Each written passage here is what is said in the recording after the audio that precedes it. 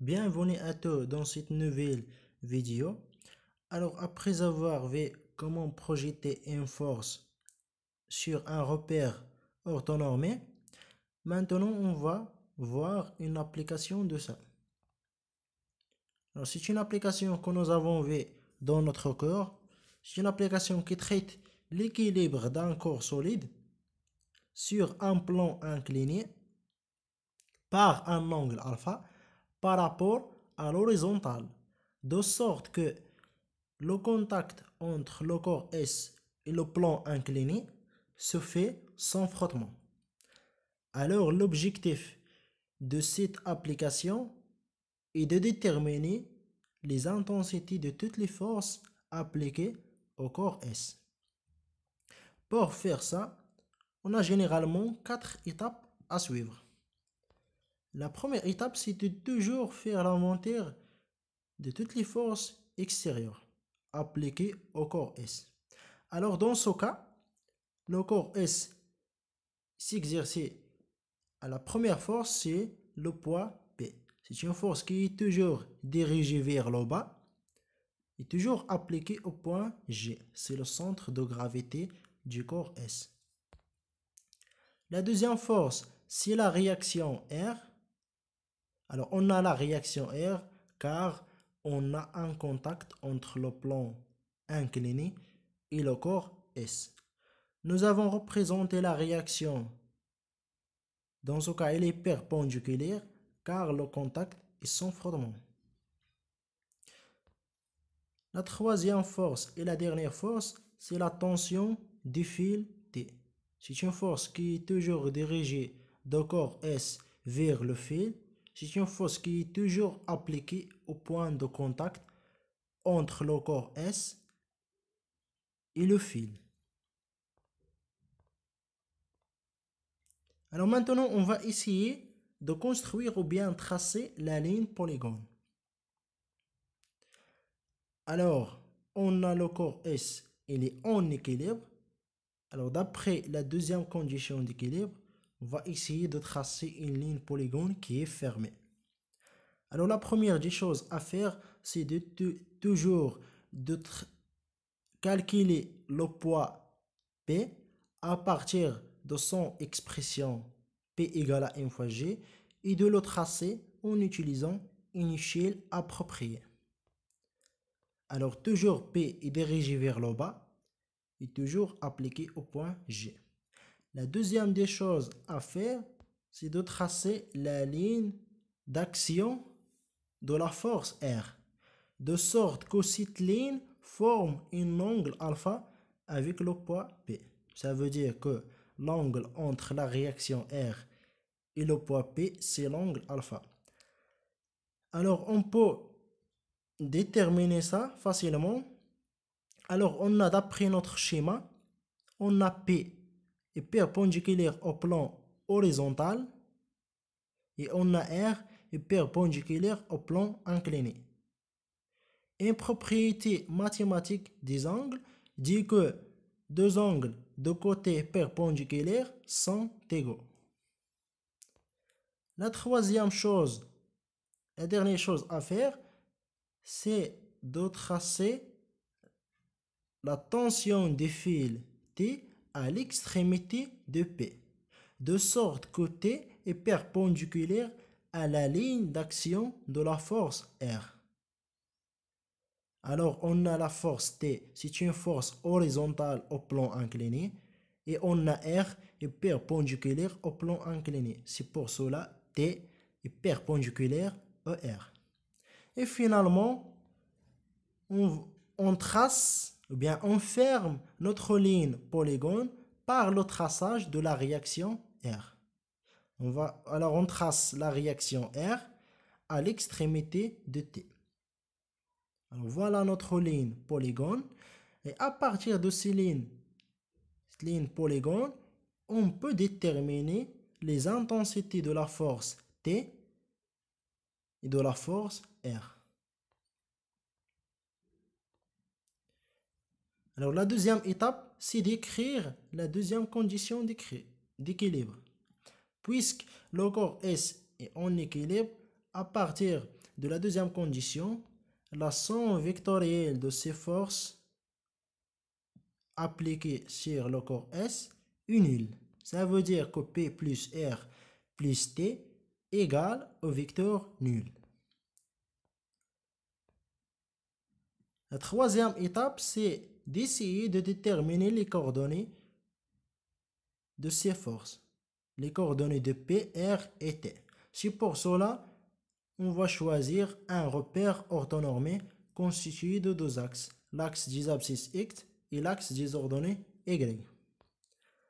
Alors, à partir de notre schéma, on constate que T est perpendiculaire à l'axe Y et parallèle à l'axe X et de même sens.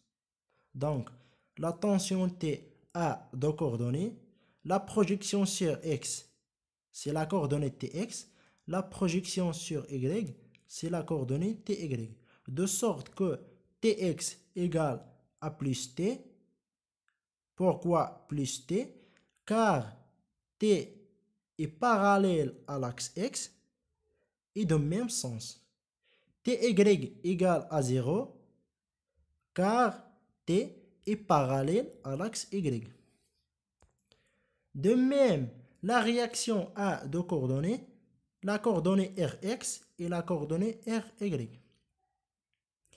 Tel que Rx égale à 0, car la force R est perpendiculaire à l'axe X, Ry égale à plus l'intensité de la réaction, ça veut dire plus R.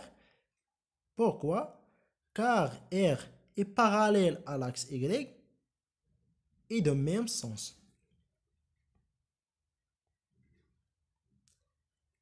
La dernière force, c'est le poids P.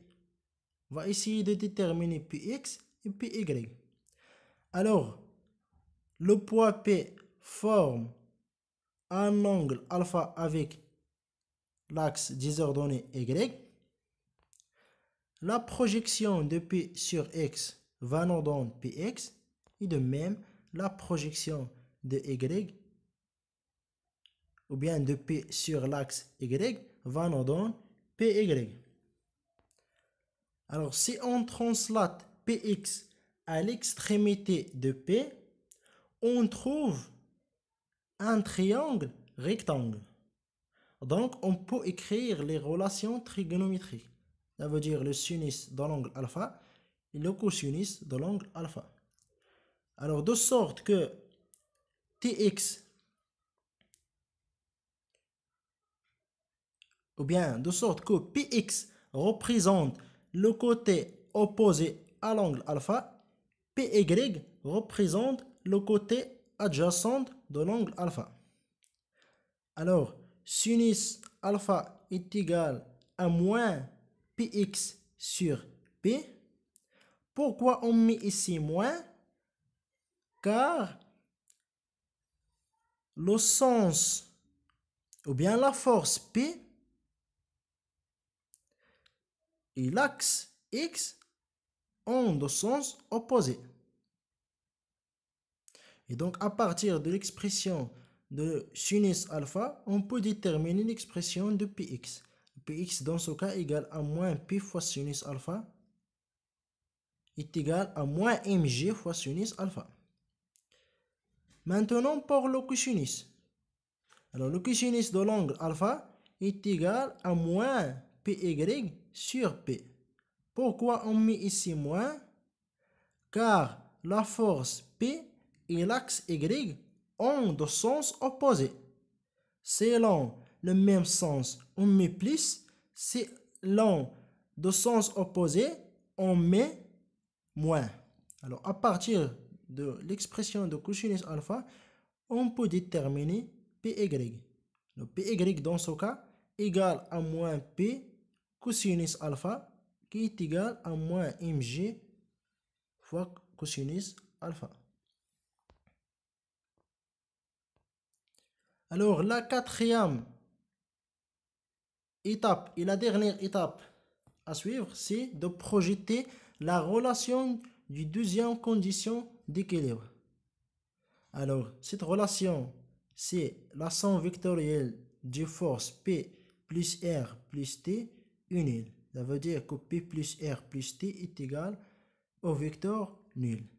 Alors, on va remplacer chaque force par ses coordonnées. Pour P, c'est Px et Py. Pour R, c'est Rx et Ry. Pour T, c'est Tx et Ty. Et pour le vecteur nul, ses coordonnées sont 0 sur x et 0 sur y. Alors, on peut décomposer la relation vectorielle en deux relations. La somme des coordonnées sur l'axe x est nulle et la somme des coordonnées sur l'axe y est nulle. Ça veut dire que px plus rx plus tx est égal à 0. Py plus ry plus ty égale à 0. Alors on va remplacer chaque coordonnée par son expression. Pour px est égal à moins mg sinus alpha, pour rx égale à 0 et pour tx égale à plus t. Alors la somme de ces coordonnées égale à 0. De même pour les coordonnées sur y. Py égale à moins m fois g cosinus alpha, pour ry égale à plus r et pour ty égale à 0. La somme de ces coordonnées égale à 0. Et finalement, à partir de ces deux expressions, on peut établir l'expression de l'intensité de la force T et l'expression de l'intensité de la réaction R. Alors T dans ce cas égale à M fois G fois sinus alpha et R égale à M fois G fois cosinus alpha. Il suffit maintenant de faire l'application numérique pour déterminer les valeurs de ces intensités.